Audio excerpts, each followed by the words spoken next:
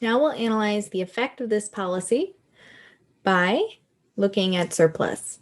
So first we'll recreate this graph just to start clean. I've got 150, 30, and the equilibrium 40, 110. We've got our price ceiling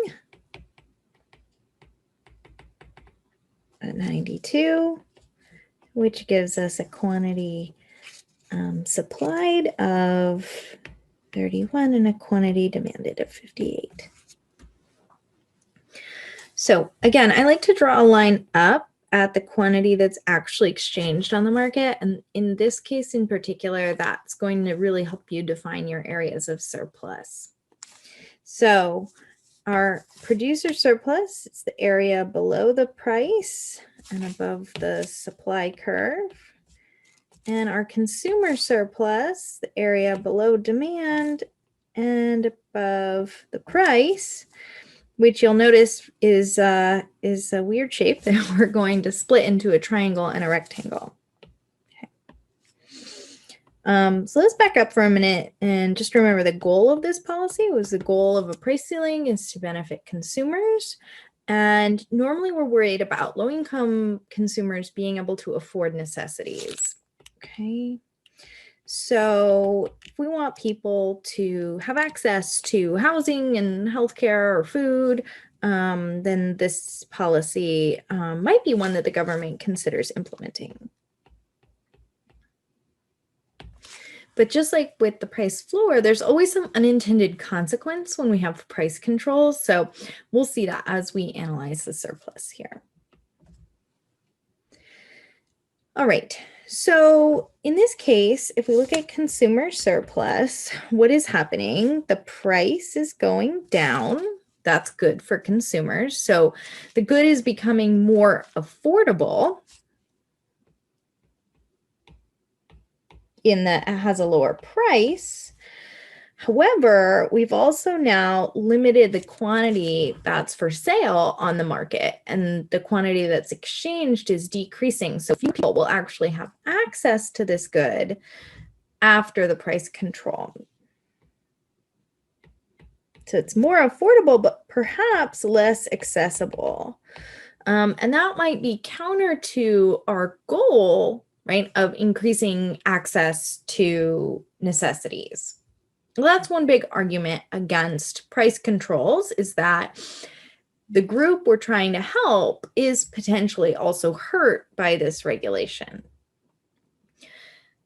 We'll get into some more specific kind of policy examples during our in-class session, but for now, it's important to see that using the surplus graph. All right, so consumer surplus actually could increase or decrease as a result of this, depending on like how the quantities shift with the price.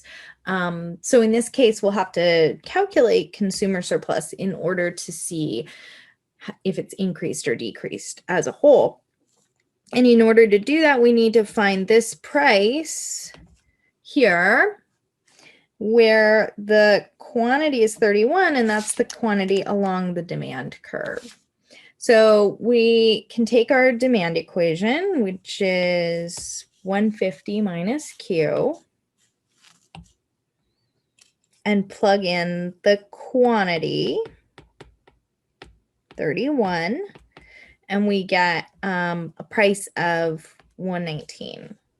So that's this price here, 119, that splits consumer surplus into the triangle and the rectangle.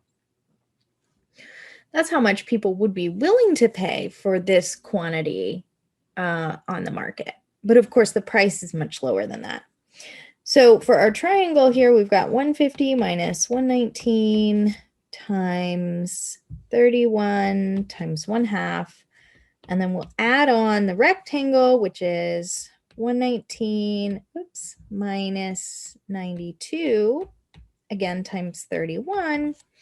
And if you plug that into your calculator, you get 1,317.50.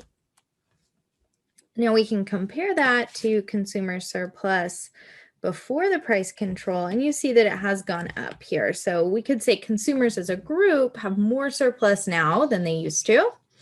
Certainly, many consumers benefit from this. In fact, I can say exactly 31 consumers benefit from this if everyone's buying one unit, right? But there are people who are harmed, right? There are consumers who are harmed, people who used to be able to buy this product, but now cannot. Producers are very clearly harmed by this policy because not only do they receive a lower price, but they sell less. So both of those things will negatively impact their profit and their surplus. And we can calculate the area of producer surplus just as the triangle. That's 92 minus 30 times 1/2 times 31. And that is 961. And our total surplus here, we would get by adding together consumer and producer surplus. And that would give me 2,278.50.